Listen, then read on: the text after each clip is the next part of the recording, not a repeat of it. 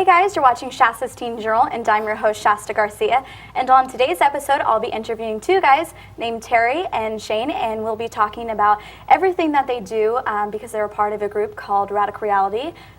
They're a motivational group, and I just cannot wait for you guys to be inspired and motivated by their testimonies and everything that they have done, and just how incredible are the things that they do to be God's feet and hands. And I just cannot wait for you guys to hear it all. And let's go ahead and introduce them. Hi, I'm Terry Douglas. I'm Shane Cartwright. And before we get started into testimonies and everything else we're going to do, how would you describe Radical Reality? Well, we're a group of former athletes who come together, and we travel across this country, crisscross the country, and we do motivational speaking in schools, different events outside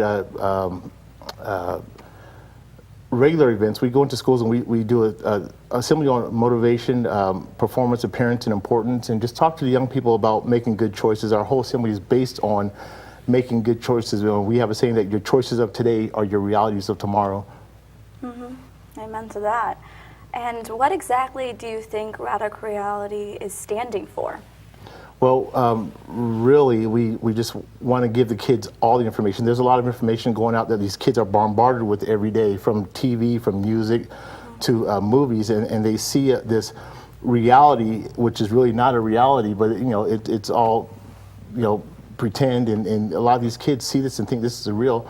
So we go in and we want to give them the whole truth so they can make an informed decision. Mm-hmm. So we talk from drugs to alcohol to sex to relationships with people, and just give them the whole information so they can make an informed decision and just to get on the right path in life and make good choices so that they could be productive in society. And really, Donnie Moore, who's the head of our group, started this group in 1982, and now we've stood before almost 7 million teenagers all across this country, and it's been quite a journey. You guys have reached over 5 million in just Pacific schools, right? Yes. That's insane. And how long have you been a part of Radical Reality? I've been a member since 1994, and I've been traveling with Donnie for years now, and just having a blast going to these schools and just loving young people and just sharing my life, my stories, my struggles, and just helping them make better choices.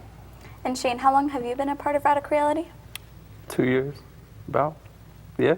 Yeah. And in the 2-year window, how much have you been a part of with Radical Reality? Well, I've got to go overseas and stuff like that with Terry. It's Cambodia and things like that, and yeah.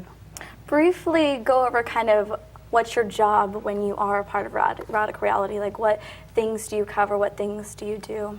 Usually I'm helping set up things, and pretty much I'm playing the background guy. That's okay. We always need taking somebody pictures, doing all that good stuff. Yeah. Definitely. Just serving. That's pretty much it. Yeah, serving. You can serve anywhere and anything. Terry, I love your testimony. I've heard it like 6 times, but I'm so willing to hear it again. So yeah, go ahead. Well, I give you the short version. I grew up in a single-parent home. My dad took off when my mom was pregnant with me. So I've never met my dad, never talked to him, I've never seen him. Had a fantastic mom, hardworking mom. Just sacrificed so much to raise me and my brothers, and just kept us focused. Going to school. School wasn't an option in my family. But after my grandmother died, who was a staple in my life kind of got sidetracked. I started doing things that I knew were wrong, that she taught me were wrong, and I was just an angry young man, hurting. Didn't do good in school. Didn't like school. The only reason I went to school was to play football because I had to go so I could play. And just never focused, getting in a lot of trouble, a lot of fights and stuff. And long story short, I was at a park one day playing basketball, and some guy I'd never seen before came up to me and just said, "Hey, Jesus loves you." And I cussed him out. And I said some pretty bad things to this guy, and he kept saying, God's got a plan for me. I said, get away from me. I wanted no part of this. I believed there was a God, and I just didn't understand who he was. And so he invited me to hear this guy speak at night. He said he was a football player. So this guy picked me up in Rancho Cordova and drove me out to Roseville. I'd never been to Roseville. I didn't know where Roseville was. And I'm waiting for this football player to come out and share about football. I thought we were going to talk some offense and defense and stuff. And this big old guy walks out and said, "Yeah, he looks like a football player. He's a big dude."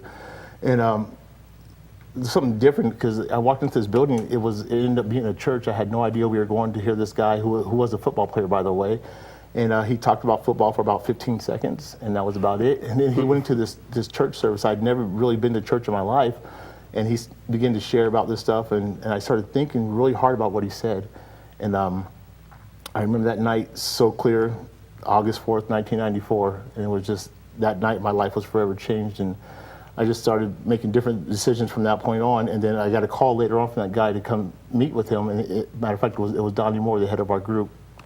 Oh my goodness. Awesome. It is such a blessing to hear those type of stories, because nobody can deny what God has done in your life. You know, we always tell people, you know, a lot of people want to argue whether God is real or not. And I said, you know, that's your choice, but you can't argue with a changed life.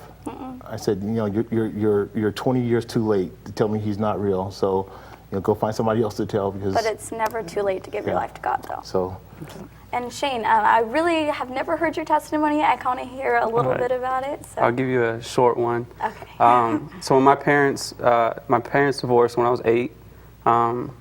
Grew up in a rough neighborhood and grew up with a lot of anger and bitterness, and because of the divorce and things like that, and just kind of struggled throughout school and things like that. Struggled a lot with my identity, and I found my identity in sports. And I just remember, just like Terry, I wanted nothing to do with God, had nothing to do with him.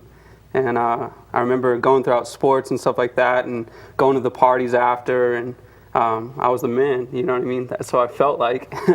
And what happened was I would go home every night, and I remember looking into the mirror, and with tears in my face, and I wouldn't even know who I was. And so for a long time, that's what I struggled with. In 2009, I went to a radical reality camp, and forever changed my life. Hearing the testimonies and the things of them, gave my life to a God I didn't even know. And so ever since then, radically changed my life.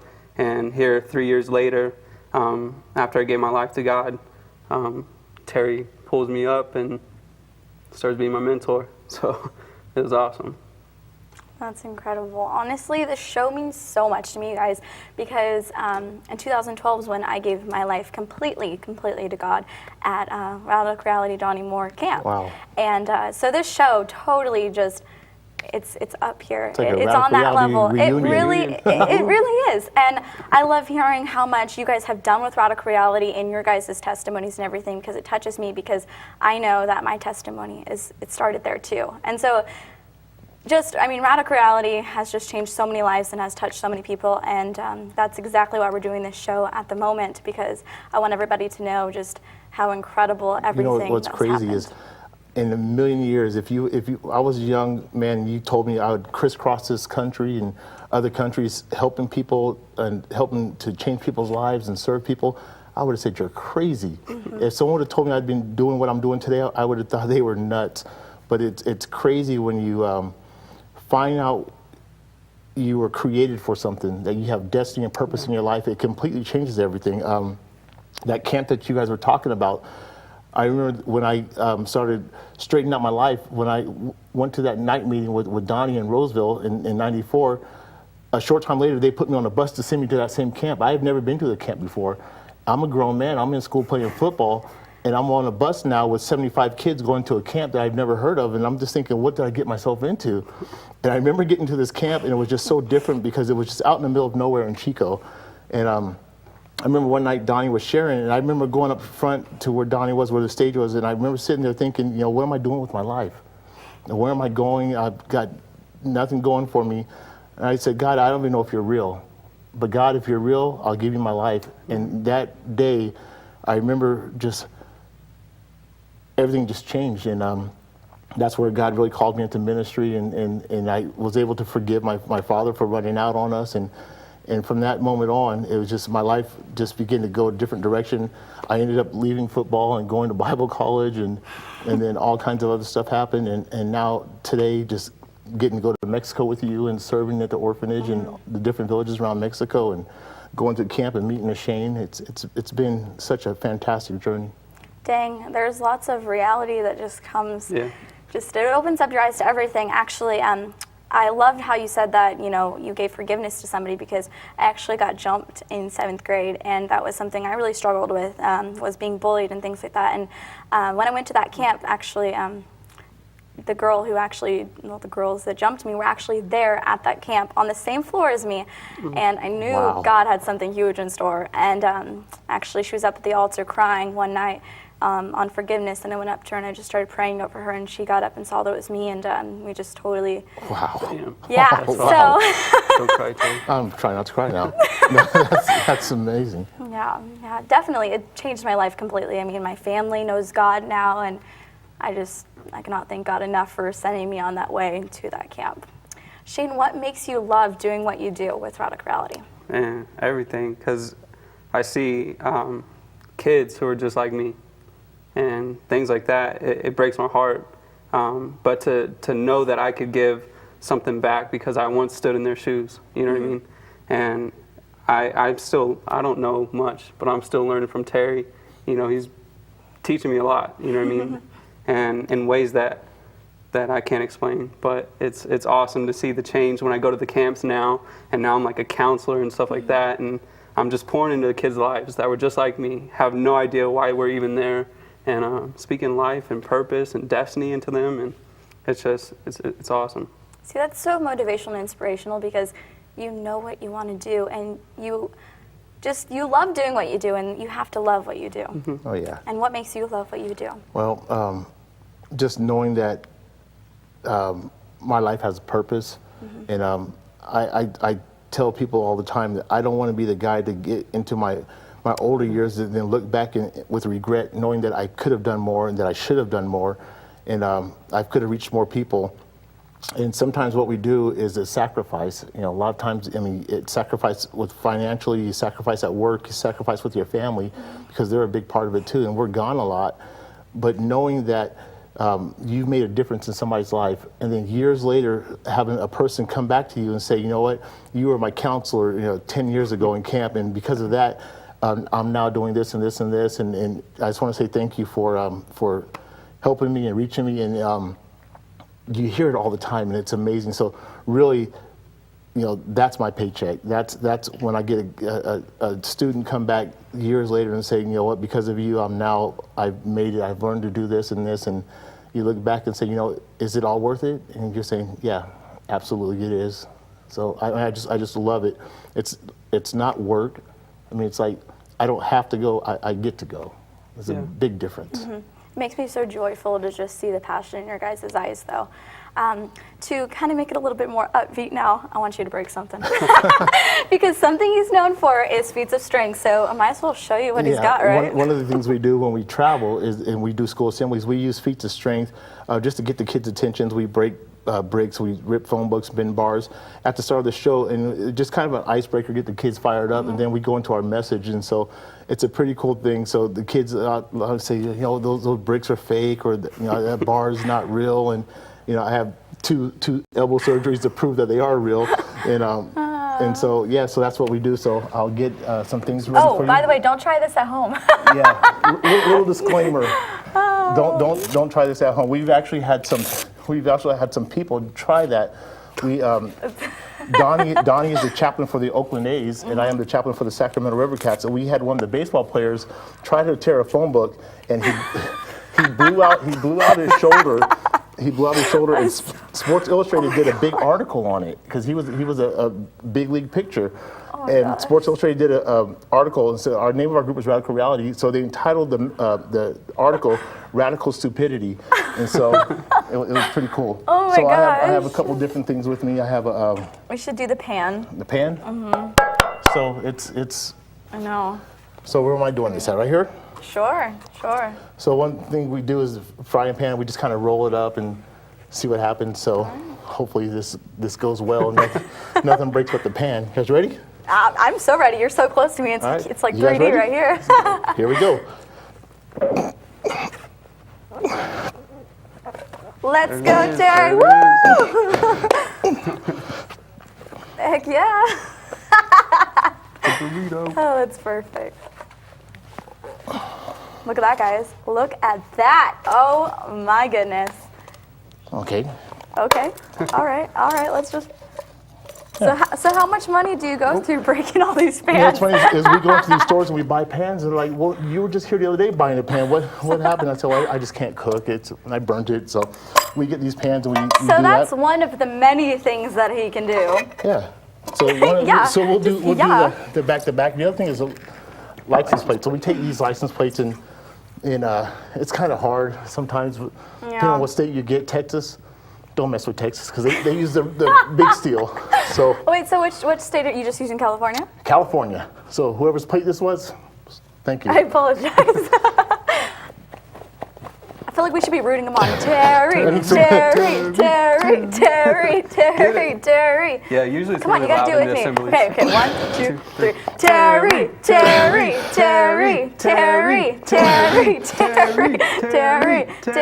Oh, go, Terry. Come on, Terry. Woo! Yeah. Nice job. And by the way, this is real, everybody, because I'm touching it right now, and I can't even bend it. Man, I feel weak. All right. Yeah. All right, and then at the end, I'll have you rip this phone book and throw it. All right, yeah, give me a little break. Boom, yeah, a little break. So let's just cover a little bit briefly on what we did in Mexico, and then Absolutely. we'll share about Cambodia. Yeah. All right, so Mexico. We went to Mexico in June, and it was so incredible. My first time going out of America, and it was such a blessing. Is there any particular moment or reaction that you received from kids that you would like to share? I started going back to Mexico a few years back. I was invited to go to work in the orphanage that we went to. Mm-hmm. And when I got there, I really didn't know what to expect. The kids were fantastic. I remember meeting this young man. One of the highlights is this young man named Daniel that I met. Daniel's father was a tourist from Chicago who had a relationship with one of the locals, and she ended up getting pregnant and didn't want the baby, so she just dropped the baby off at the orphanage. And he was raised from birth at the orphanage. And so I met Daniel, years ago. And we kind of had something in common because Daniel's father was African American. And so he kind of stands out from the kids, but here's a kid who was born and then raised at the orphanage since he was born. So his skin color is a little different, but he's Mexican. And so I remember getting to the orphanage, and he looked at me, and then he walked over to me, and he pointed at his skin, and then he pointed at my skin. And he said, we're the same. And so he spoke no English, so I got the interpreter, and we sat down and talked a little bit. And I just fell in love with that kid, and I look forward to going back every year. So I remember this past year, a couple months ago, when we drove up into the orphanage, I see all these kids across the street where the houses are, and they come running out, and there's Terry, and they come running over and just hugging us. I mean, I love that. I can't wait to continue that. Oh my goodness. I fell in love with a little girl too, named Angelica, and she was like a miniature Dora, and you saw her because I would talk about her every time I saw you. And it's just so incredible to serve and to be there, and it's just, you need to come next year, obviously. I'm jealous. And I'll definitely be putting up the link on Shasta Teen Journal's Facebook and also the website. If you guys keep up on the website, then it's already on there. But I'll definitely post more information about the Mexico mission trip on our Facebook page, and you guys can also look up Radical Reality Donnie Moore Ministries on Facebook or whatever to get more updates on anything you guys need updates on. And let's go right into Cambodia before I forget. So we actually have a slideshow that we're going to actually be showing you, and it's something that Terry and Shane are both going to be doing in a few months, right? Yes, we're going back to Cambodia. And they actually need funding for it. So while you guys are seeing the pictures and everything, we'll be discussing just amazing things that they've been doing there and their experiences and why you should go fund them. So let's go and play that. Well, a few years ago, I was invited to go to Cambodia to start an actual gym because the group we go with went there to help fight human trafficking. And sex trafficking is a big problem in Cambodia just because there's no money, there's not a lot of jobs, so they end up running these things called brothels where they sell young people out of. And so I said yes to go to Cambodia before I found out where Cambodia was. So geography wasn't my strong point, so I went home and I got on Google Earth and I typed in Cambodia, and the globe kept turning, it kept going, and I'm like, whoa, that's kind of far. So I tried to get out of it, and then I ended up going, and I got there, and I just knew I was supposed to be there. And so you'll see these young girls and these young boys many of them at this age now are working in brothels. And we've met some incredible people there. And that's one of the safe homes that we go to. And the guy right there on the left, Dean, is who we travel with also. And we get to go there and just work with girls that have been rescued from human trafficking, the girls and the boys. And they do a school out there. They have a gym out there. And they just develop these kids. Polly, the girl you see right there, her dad sold her when she was 7 years old. And she worked in a brothel until she was 14 and a half before she was rescued. And now she works at the school with the other girls that are rescued, and it's pretty intense that we get to go there and be a part of just helping to change these lives of these young people. And how much do you need to raise for the people that are watching this right now? Wow, it's quite a big amount. We're looking at about $10,000 to do what we need to do down there, as far as funding the outreaches we do with the kids, the girls, buying supplies for the home there, and just it's a pretty big task. Mm-hmm. But every year God seems to just make a way. I'm just blown away by just what happens and how God opens doors, and just knowing that I was supposed to be there, and I fought it every step of the way until I got there. And you know, I told these guys when we left in February, this past February, I said it's getting harder and harder to leave. So I don't know what's happening or what God's plans are there, but saying goodbye to those people is the hardest thing I've ever had to do. So I can't wait to get back to work. Definitely. So tell me a little bit about these pictures as they're passing by. That's the village that we go to. It's called Swipak. And if you go on Google somewhere and just Google Swipak Kids, it's SVAYPAK. It's the #1 village, in the world where pedophiles go for younger kids. And if you're in that village and you're not with a medical group, or you're not with a school, or you're not with the church, and you're a foreigner, you're only in that village for one thing, and it's crazy what we see go on in there. And so we go with this village and we hang out with these kids, and Dean and I right there, along with Shane now, go in there, and we just try to just love these kids. And it's hard. It's hard for really us to go in, and how do you tell a girl that you love them where they've been abused for 7 years from a number of guys a day, 10 to 15 guys a day for 7 years, and you go in there and you tell this girl that, hey, everything's going to be okay. I mean, it's not that simple. There's a lot of things that need to go on in her life as far as counseling, medical treatment, and all of these things. And just to be a part of that, just help them just to kind of,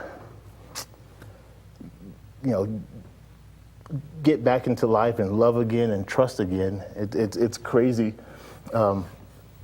Just to be a part of that is just, it's mind blowing. And when you see it, I remember my first trip there. We were leaving the village, and all the people from the village came out to see us off, and it was just the most amazing thing. And I don't like flying, and it's a very, very, very long flight. But you'll fly from here to San Diego. Yeah, better than that bus ride. But it's about a 23-hour flight or so, and I remember the people at the village saying, "Hey, don't forget about us. You're family now." And I said, if I have to swim back to Cambodia, I'm coming back. So I've been back every year since then. And I remember going back, and when we walk into the village, the people see us, and the word spreads so fast, and all the villagers, including the adults, come running out to see us. The bad guys don't like us seeing us, because they all sit on the corner just so they can see who comes in and out of the village, and they see us and they're like, oh, they're back. So they get mad when we come back. It's we're there to make a difference and bring light to that dark place. And it's crazy. And Shane got to experience it for 2 years ago for himself. And I remember sitting on the plane coming back, his first visit there, and I turn and look at him, and Shane's in the back just crying, just having a meltdown. And it's like, what's up? He goes, I just don't want to leave. And so he's been back every year since. Shane, let's go ahead and hear just kind of how you feel about Cambodia and why people should continue to fund you guys and pray for you guys that God will just provide. I mean, we know He will, but prayers are always good. Yeah, man. Well, to get in this fight is I shouldn't even have to say anything. You know what I mean? It's incredible to see where these girls have been and to see who they are now. And I prayed, I don't know how long, 3 years before I went on my first trip. I still remember the text that Terry sent me. He's like, hey, you want to go to Cambodia? And I'm just like, yes, I'm going. And I remember on the flight there, I remember when we landed in Cambodia just crying. And this was my first year. And I went to the village just to see these things going on. It gives you a totally different perspective on life. I came back forever, like, just changed, man. It was amazing, yeah. Definitely. It's really crazy because, you know, we read all these statistics. In Phnom Penh, the capital of Cambodia, in Phnom Penh, there's over 1 million brothels alone in Phnom Penh. My goodness. And they're everywhere. They don't hide them. They don't cover them up. I mean, they're just there. And you'll walk down the street and you'll see these young girls and young boys working, and you're just going, you know, that's somebody's kid. It's somebody's kid. And I remember my first week there, I couldn't even function. I mean, I would lay in my bed and just cry. I was thinking, because I was thinking of my little girl, and these girls are my daughter's age, and I'm just going, how could somebody hurt one of these little kids like that? Yeah. And so to go there and make a difference and just to see one of these kids smile. I remember going to the safe home. You know, we went to the safe home, and it's so protected. They have got armed guards and barbed wire fences, and they blindfolded us. They wouldn't even let us see where it was. So they put us in the back of this little buggy. They blindfolded us, and they drove us to this home. And I remember going to this home where all these girls were just rescued. These girls were just coming out of brothels, and they're having a study. They're talking, and the girls are singing, and it was just crazy. I remember this one girl got up, and I just said, my wife said, tell the girls I love them and I'm praying for them. So I told them that. This girl got up. She had to be about 17 years old.